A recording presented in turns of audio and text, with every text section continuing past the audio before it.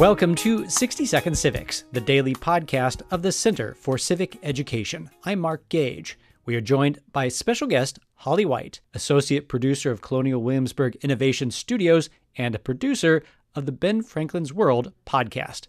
Dr. White, can you provide some examples of how Black women resisted slavery and oppression in colonial America? In order to fully understand how Black women resisted slavery and oppression in colonial America, we have to think of resistance as on a spectrum that ranged from passive and barely noticeable to violent and widely publicized.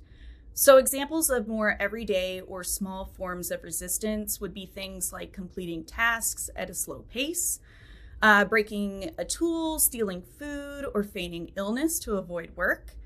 On the opposite side of the spectrum were more extreme or violent acts of resistance like murder or suicide.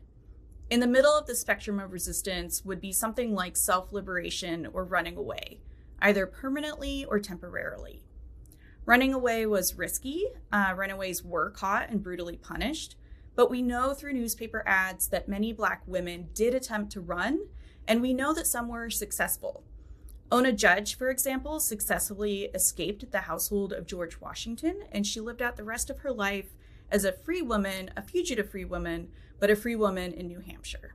Thank you so much for joining us today, Dr. White. That's all for today's podcast, 60 Second Civics, where civic education only takes a minute.